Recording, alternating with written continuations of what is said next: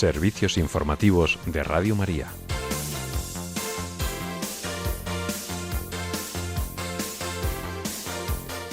El Santo Padre preside el canto del Te Deum en acción de gracias por el año transcurrido y por el jubileo, invitando a leer la historia desde el designio misericordioso de Dios.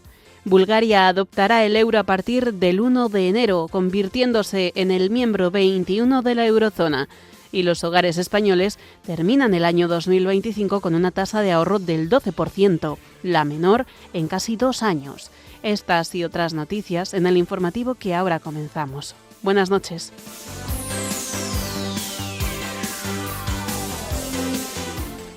Este año jubilar de la Esperanza ha marcado la historia de la Iglesia con el fallecimiento del Papa Francisco y la elección del Papa León XIV como nuevo sucesor de Pedro. En 2025 la Iglesia ha acogido la canonización de 9 nuevos santos, entre ellos Carlo Acutis, Pier Giorgio Frassati y José Gregorio Hernández. Durante este año 9 diócesis españolas han acogido a sus nuevos obispos y la Iglesia en España ha recibido al nuevo nuncio apostólico.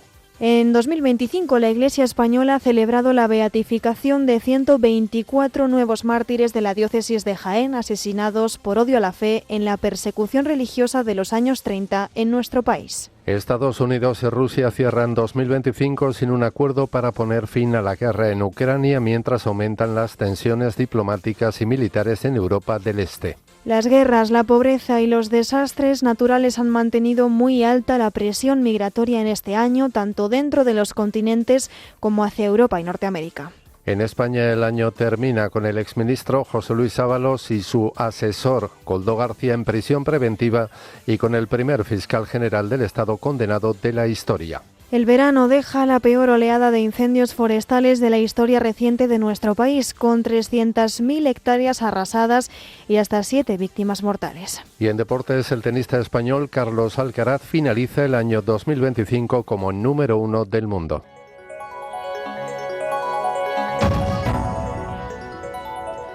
El Papa León XIV ha presidido esta tarde en la Basílica de San Pedro las primeras vísperas de la solemnidad de Santa María, Madre de Dios, y el solemne Te Deum de Acción de Gracias, en un clima de oración marcado por la paz y la gratitud por el jubileo que concluye. Una celebración que les hemos ofrecido en directo aquí en Radio María. En su homilía ante miles de fieles, el Papa ha invitado a leer el año que termina con una mirada de alabanza, examen de conciencia y confianza en la misericordia de Dios.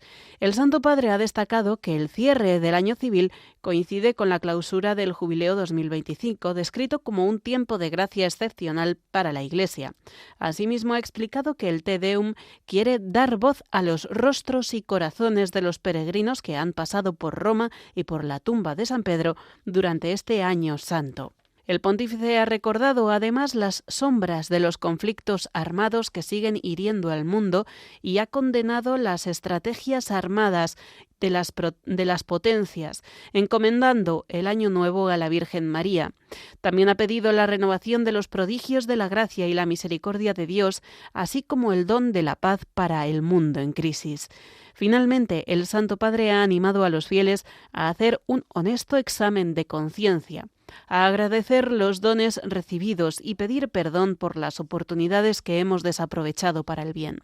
En este sentido, subraya 3 actitudes para terminar el año: la alabanza, el asombro y el agradecimiento frente a una gratitud meramente mundana centrada en el interés propio. León XIV ha exhortado a los fieles a vivir 2026 como peregrinos de esperanza, caminando juntos por la senda de la fraternidad y la confianza en la providencia. Tras el canto del Te Deum, el Papa León ha finalizado los actos con una visita ya caída la tarde al Belén, instalado en la plaza de San Pedro.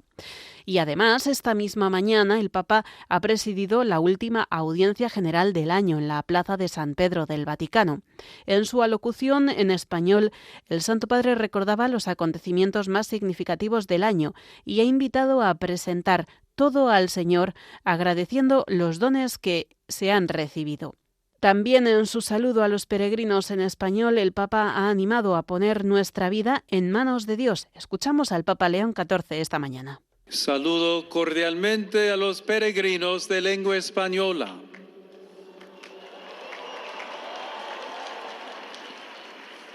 Los animo a poner el pasado en manos de Dios para poder vivir el presente con la esperanza de un futuro lleno de gozo que podemos encontrar únicamente en su santa presencia.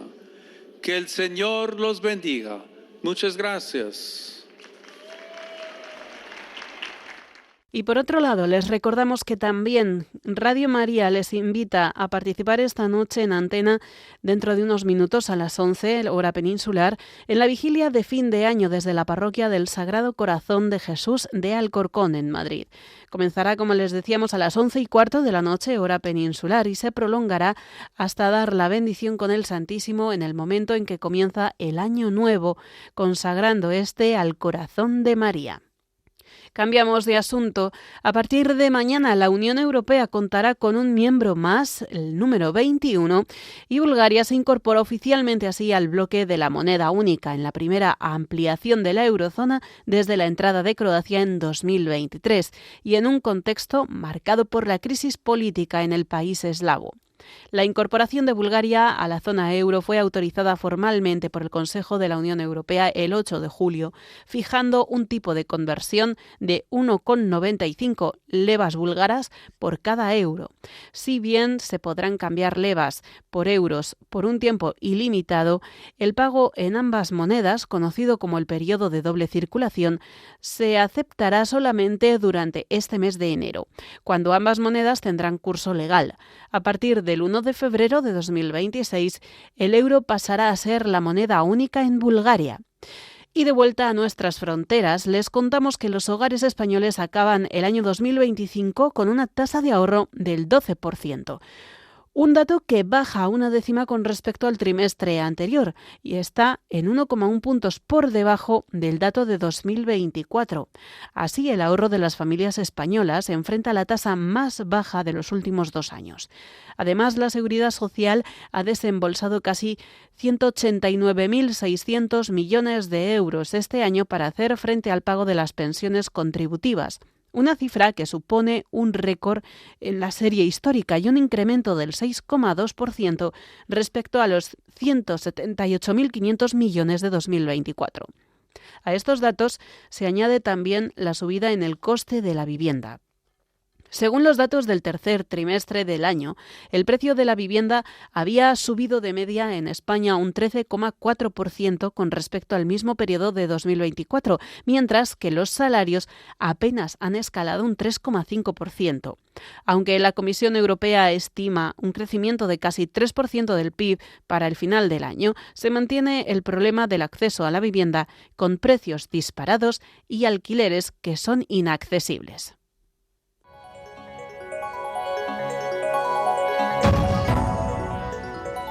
Noticias de la Iglesia en el mundo.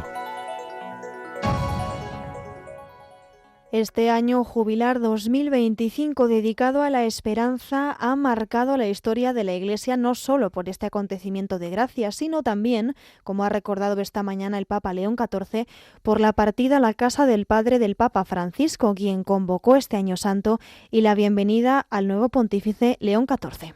Uno de los momentos más significativos de este año fue el pasado 21 de abril, lunes de Pascua, día en el que el Papa Francisco entregó su alma al Señor a los 88 años en la Casa Santa Marta. El anuncio de esta noticia lo hacía público con estas palabras el cardenal camarlengo Kevin Farrell. Con profondo dolore devo annunciare la morte del nostro Santo Padre Francesco. Alle ore 7:35 di questa mattina, il vescovo di Roma Francesco è tornato alla casa del Padre. Así anunció el cardenal camarlengo Kevin Farrell la partida a la casa del padre del Papa Francisco, que llevaba meses intentando recuperarse de una infección por neumonía bilateral. Tras su estancia en el Hospital Policlínico Agostino Gemelli de Roma, el pontífice había recibido el alta médica el 23 de marzo. Desde entonces había aparecido en público en diversas ocasiones mientras continuaba su recuperación en el Vaticano. Debido a su convalecencia, la pasada Semana Santa no pudo presidir los oficios. Sin embargo, el día antes de su muerte, el domingo de Pascua, apareció por última vez en la logia central de la Basílica de San Pedro para impartir la bendición Urbi et Orbi. Sus últimas palabras fueron para desear al mundo una buena Pascua. Cari fratelli e sorelle, buona Pasqua.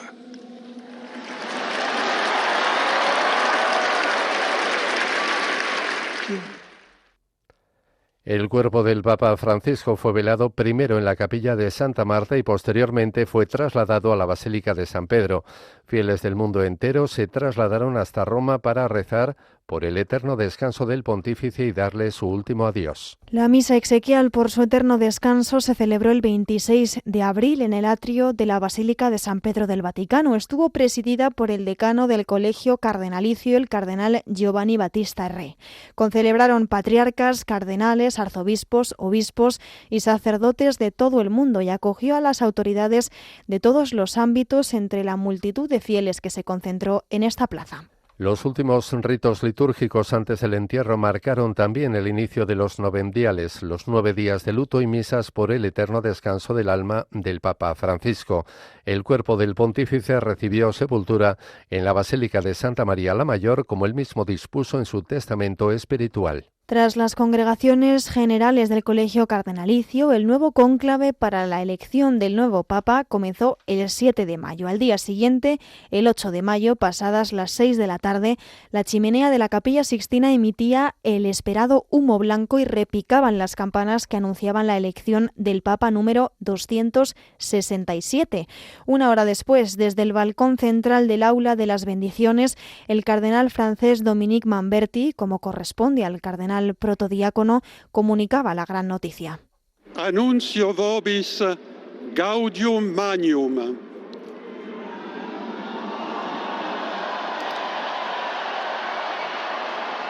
Habemus papam.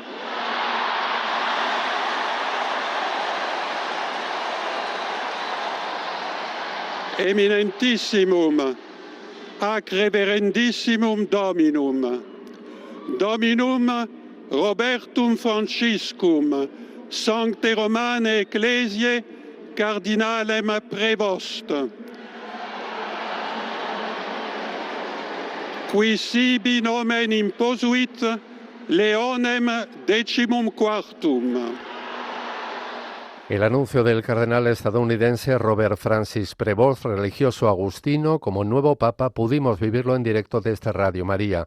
Estábamos en uno de los programas especiales de la Maratón cuando nuestro director, el padre Luis Fernando de Prada, anunciaba esta noticia. Desde esta emisora pudimos retransmitir este acontecimiento histórico y escuchar las primeras palabras del nuevo pontífice que comenzó su pontificado deseando la paz para todos.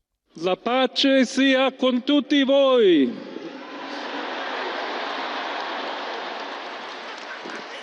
Desde el balcón de la Logia de las Bendiciones de la Basílica de San Pedro, el Papa León XIV también impartió su primera bendición apostólica Urbi et Orbi. Además, dedicó un saludo especial en español para saludar a su querida diócesis de Chiclayo, en Perú, país en el que ha estado 18 años. Su mención final fue para Nuestra Señora de Pompeya, a la que celebramos ese día rezando un Ave María. La primera misa del pontificado del Papa León XIV se celebró el 18 de mayo en la Plaza de San Pedro. Desde entonces, el sucesor de Pedro ha continuado guiando y acompañando a la Iglesia, que en este año jubilar de la Esperanza ha acogido múltiples celebraciones jubilares con millones de personas de todo el mundo que han peregrinado hasta la Ciudad Santa. Entre ellas destaca el Jubileo de los Jóvenes, celebrado del 28 de julio al 3 de agosto en Roma, que congregó a más de 1 millón de peregrinos de todos los continentes. Además, el primer viaje apostólico internacional de su pontificado, el Papa León XIV, lo ha realizado a Turquía del 27 al 30 de noviembre en el marco de los 1700 años del Concilio de Nicea y al Líbano del 30 de noviembre al 2 de diciembre. Allí ha podido acompañar a una población que vive años de conflicto. conflicto. A todos ellos, el pontífice ha ofrecido un mensaje de paz y de unidad. Además de sus múltiples mensajes, homilías, catequesis y discursos durante estos meses, el Papa León XIV ha publicado 7 cartas apostólicas y la exhortación apostólica Dilexi Te he amado, sobre el amor a los pobres, un proyecto iniciado por el Papa Francisco. Además, este año la Iglesia ha dado la bienvenida a 9 santos. Han sido también las primeras canonizaciones presididas por el Papa León XIV. El 7 de septiembre eran canonizados Carlo Acutis y Pier Giorgio Frassati. Además, el 19 de octubre eran canonizados los venezolanos José Gregorio Hernández y la madre Carmen Rendiles, los italianos Bartolo Longo, Sor María Troncati y la hermana Vincenza María Poloni, el arzobispo armenio martirizado Monseñor Ignacio Maloyan y el catequista de Papúa Nueva Guinea Pedro Torrot. Y por otro lado, la Iglesia en otros lugares del mundo, muchos de ellos en conflicto, ha continuado alentando la fe. Según el último informe publicado por la Fundación Pontificia Ayuda a la Iglesia Necesitada sobre la libertad religiosa en el mundo, ha habido graves violaciones de la libertad religiosa en hasta 62 países. En total, 5.400 millones de personas se han visto afectadas por estas violaciones de libertad religiosa. 24 países se encuentran dentro de la categoría más grave, la persecución. Entre ellos está China, India, Nigeria y Corea del Norte. Según la información recopilada por la agencia Fides, en 2025 han sido asesinados en todo el mundo 17 misioneros, entre ellos sacerdotes, religiosas, seminaristas y laicos. El mayor número de agentes pastorales asesinados en 2025 se ha registrado en África, donde han sido asesinados 10 misioneros. Desde Radio María nos unimos en oración por nuestros hermanos perseguidos a causa de su fe y pedimos el don de la paz para este nuevo año.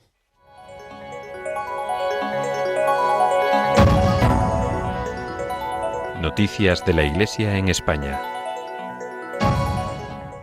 Varias diócesis españolas han recibido a sus nuevos obispos durante este año 2025. El primero de ellos fue Monseñor Jesús Vidal, quien el 18 de enero tomó posesión como nuevo obispo de la diócesis de Segovia. Además, el 1 de mayo, Monseñor Eloy Alberto Santiago recibió la consagración episcopal y tomó posesión de la diócesis de San Cristóbal de la Laguna en Tenerife, y el día 3 de mayo, Monseñor Ángel Román Dígoras fue consagrado obispo y tomó posesión de la diócesis de Albacete. Ese mismo mes, el día 23, la diócesis de Córdoba recibió a su nuevo obispo, Monseñor Jesús Fernández González, hasta ese momento obispo de Astorga. El 14 de junio, Monseñor Pedro Aguado Cuesta recibió la consagración episcopal en la Catedral de Huesca, donde tomó posesión de esta sede, y el día siguiente se celebró la toma de posesión de la diócesis de Jaca. Estas dos diócesis, pertenecientes a diferentes provincias eclesiásticas, están gobernadas por el mismo obispo. Posteriormente, ya en julio, Monseñor Daniel Palau Valero fue consagrado obispo y tomó posesión de la diócesis de Lérida en un día histórico para la diócesis, que vivió la primera consagración episcopal de un obispo desde hace 57 años. El 13 de septiembre, Monseñor José Antonio Satué tomó posesión de la diócesis de Málaga, y a final de mes, el 29, el nuevo obispo de Ciudad Real, Monseñor Abilio Martínez Barea, inició su ministerio pastoral en esta diócesis. Por último, en noviembre, el Papa León XIV aceptó la renuncia de Monseñor Rafael Zornoza Boy como obispo de Cádiz y Ceuta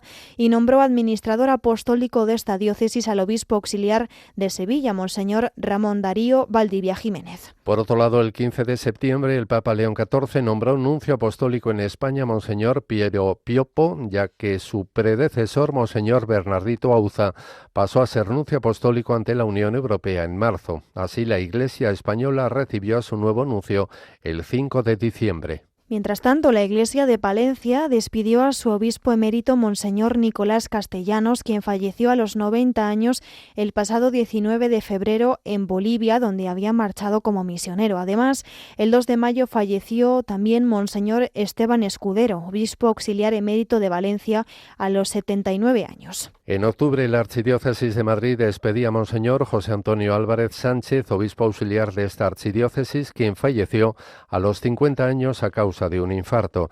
Y en el mes de noviembre, la diócesis de Tenerife y la archidiócesis de Burgos despidieron a sus obispos eméritos. El 25 de noviembre falleció a los 76 años el obispo emérito de Tenerife, Monseñor Bernardo Álvarez, quien padecía ELA.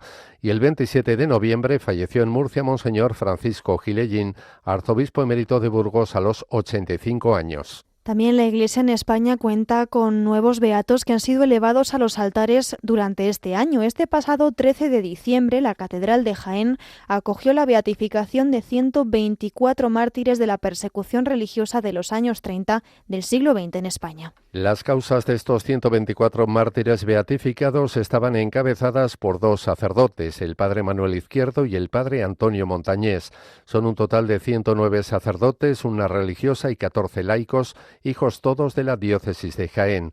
Además, el 12 de enero, la diócesis de Alcalá de Henares abrió la causa de beatificación de la hermana Claire Croquet, sierva del Hogar de la Madre, y el 27 de octubre, el arzobispo de Madrid, el cardenal José Cobo, presidió la clausura de la fase diocesana de la causa de beatificación y canonización por declaración de martirio de las siervas de Dios, María Guadalupe Serneguet y Gallego, conocida como Madre Desamparados, fundadora de la Congregación de Esclavas de la Virgen Dolorosa y 5 compañeras. También recordamos que la Iglesia en España ha acogido diversos congresos a lo largo de este año. En febrero se celebró el Congreso de Vocaciones en Madrid, al que asistieron más de 3.000 personas. Además, Elche celebró un congreso mariológico que concluyó con la consagración de la diócesis de Orihuela-Alicante al Inmaculado Corazón de María, y Sevilla acogió el Congreso Internacional Mariano.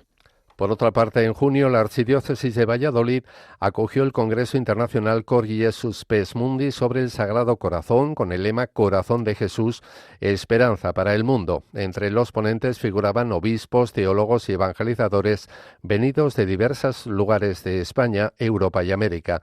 Todos ellos profundizaron en el misterio del Corazón de Cristo como esperanza para nuestro mundo. Además, en numerosas diócesis españolas se han celebrado este año diversos años jubilares, algunos de los cuales se van a extender hasta 2026. Entre ellos, el año jubilar sanjuanista, que comenzó el pasado 13 de diciembre con motivo del 300 aniversario de la canonización de San Juan de la Cruz y del 100 aniversario de su proclamación como doctor de la Iglesia. Además, en Pontevedra también se inauguró un año jubilar el pasado 9 de diciembre, concedido por el Santo Padre en el centenario de las apariciones de la Virgen María y el Niño Jesús a Sor Lucía, en el convento de las Doroteas, en las que Nuestra Señora pidió que se difundiera la devoción de los 5 primeros sábados del mes. Asimismo, la Archidiócesis de Valencia inauguró el tercer año jubilar eucarístico del Santo Cáliz el 30 de octubre, y la Compañía de la Cruz inició un año jubilar con motivo del 150 aniversario de su fundación el 30 de enero, que se clausurará el mismo día de este año próximo, en la fecha del nacimiento de su fundadora, Santa Ángela de la Cruz.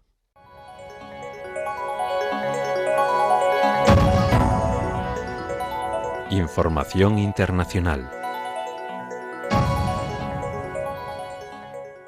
En 2025 el mundo ha estado marcado por los conflictos bélicos, tensiones entre grandes potencias, un clima político inestable y avances tecnológicos muy rápidos, especialmente en inteligencia artificial y exploración espacial. La guerra de Rusia en Ucrania continúa sin una paz definitiva, aunque el año ha traído nuevas negociaciones en las que participan Vladimir Putin y el presidente estadounidense Donald Trump, buscando fórmulas para frenar la ofensiva y redibujar la seguridad en Europa del Este.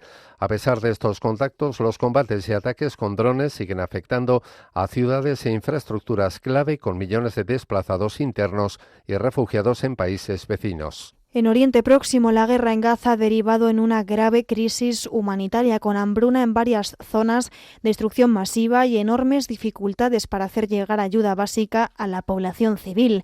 El conflicto se ha convertido en un punto de fricción permanente en la región y en la política internacional, con un impacto directo en la estabilidad de países vecinos y en los precios de la energía. Y en África, la guerra civil en Sudán sigue provocando desplazamientos masivos y violaciones de derechos humanos, con episodios especialmente graves, como la masacre del Fasher, en la que se calcula que miles de civiles han sido ejecutados.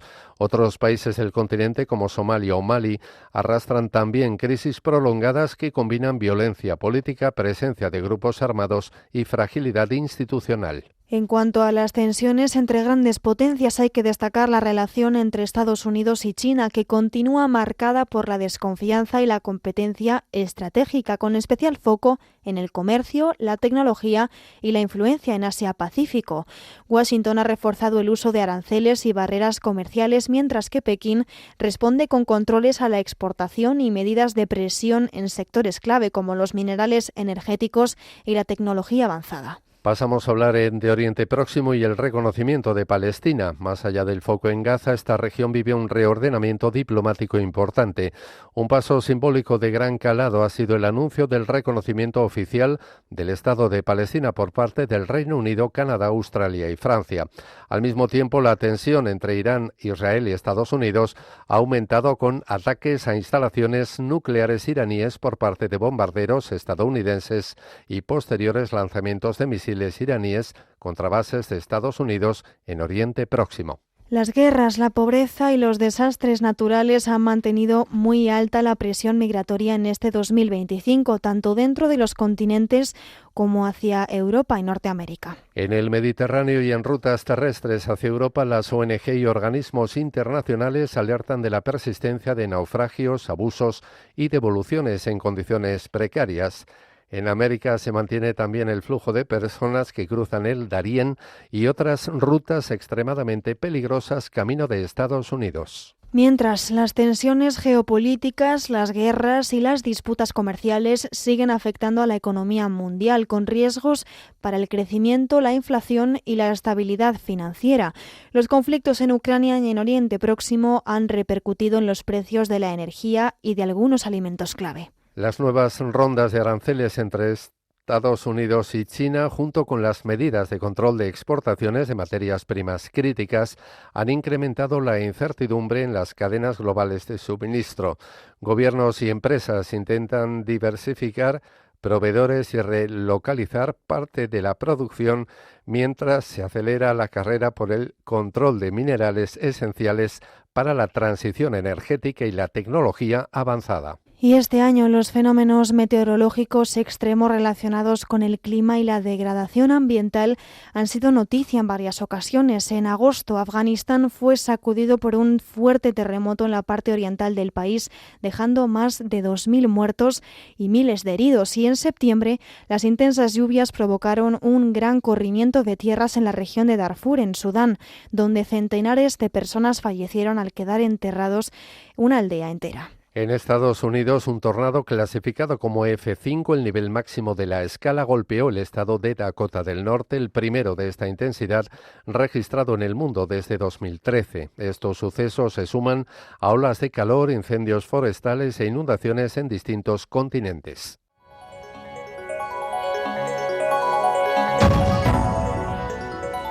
Información nacional.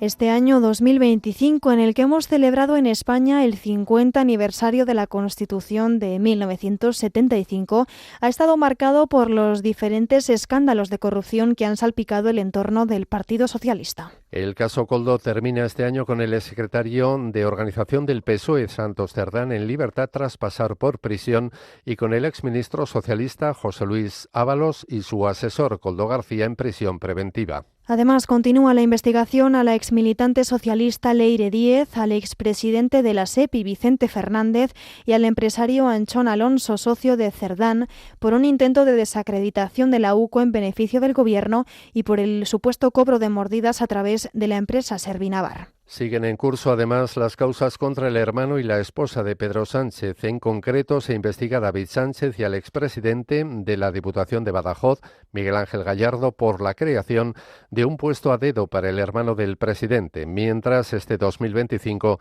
termina con Begoña Gómez, imputada por 5 delitos por sus actividades privadas y por la cátedra que codirigía en la Universidad Complutense de Madrid. Además, este año ha sido la primera vez en la historia de nuestro país en la que se condena a un fiscal general del Estado. Álvaro García Ortiz fue juzgado y condenado por revelación de secretos y fraude fiscal contra el novio de la presidenta madrileña, Isabel Díaz Ayuso. Por otro lado, en verano se conoció que Francisco Salazar, ex asesor de Moncloa y exmiembro de la dirección del partido, había sido acusado internamente por acoso sexual, lo que provocó su baja del PSOE. Sin embargo, 5 meses después, dichas denuncias desaparecieron del canal interno dedicado a su tramitación, desatando una oleada de críticas. Un caso seguido de más denuncias contra hasta 5 cargos socialistas por acoso sexual y laboral que continúan siendo investigadas.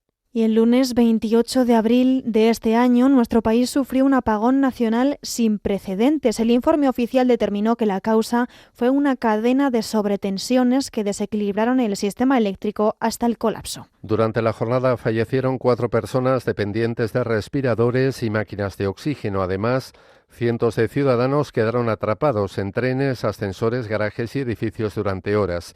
La recuperación completa del suministro se extendió hasta la madrugada del día siguiente, 29 de abril, por lo que hubo poblaciones que permanecieron más de 12 horas sin internet ni electricidad. Y las incidencias ferroviarias continuaron en el mes de junio. Una avería provocó el colapso del servicio de trenes de alta velocidad entre Madrid y Andalucía, afectando a 23 trenes y en torno a 300 pasajeros. La incidencia causó la interrupción del servicio durante horas, con pasajeros atrapados en pleno trayecto durante una ola de calor, con problemas de electricidad, baños y suministro de aire acondicionado.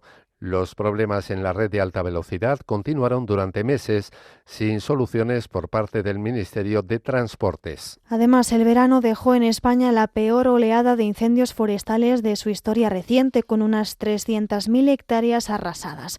Los fuegos dejaron en torno a 55 heridos y 8 víctimas mortales, una en Madrid, otro en Tarragona, 2 en Lérida y 4 fallecidos en Castilla y León. Las comunidades autónomas más afectadas fueron Galicia, Castilla y León y Extremadura, especialmente por los incendios en Orense, León, Zamora, Palencia y La Jarilla en Cáceres, que causaron la evacuación o confinamiento de miles de vecinos.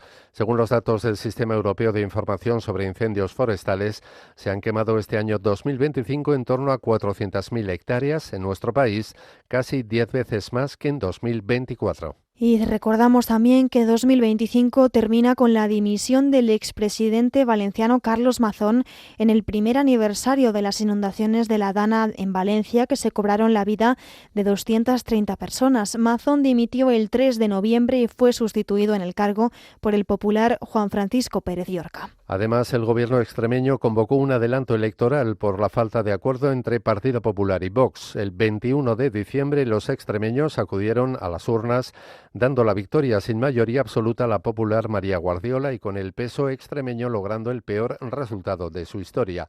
El 2026 nos traerá elecciones en al menos Aragón y Castilla y León.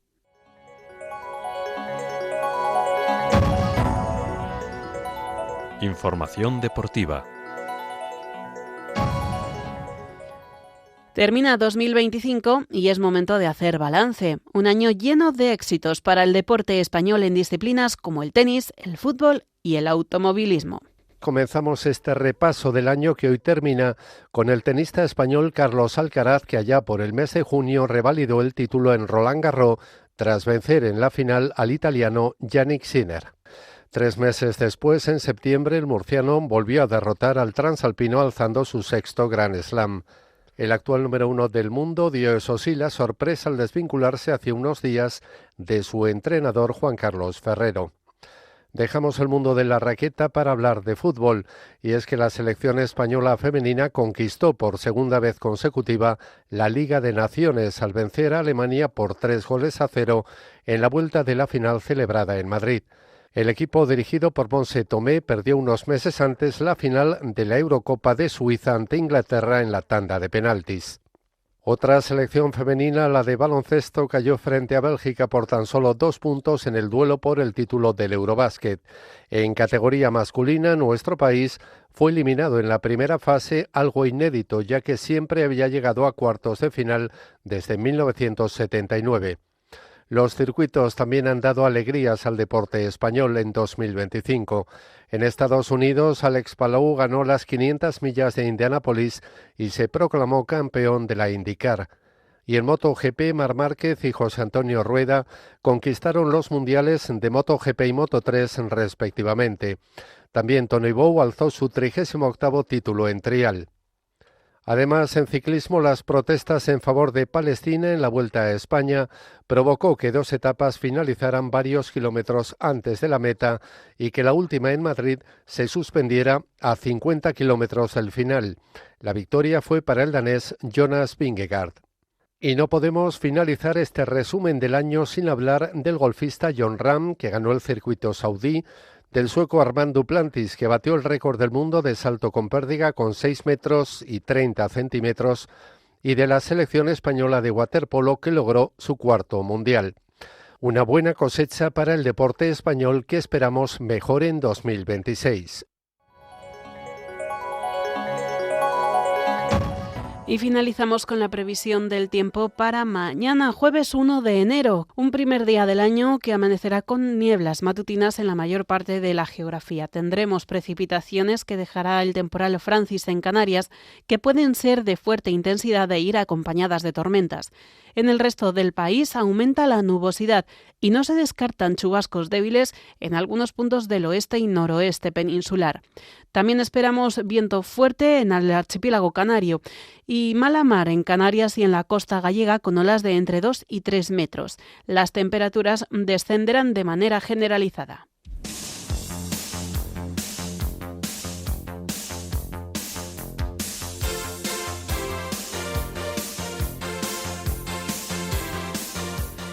Esto ha sido todo por hoy. Los hemos acompañado Cristina Abad en la redacción y a los micrófonos Paloma Méndez, Juan Manuel González y quien les habla, Rocío García. Más noticias mañana a las 2 de la tarde, la 1 en Canarias. ¡Feliz Año Nuevo! Informativos de Radio María.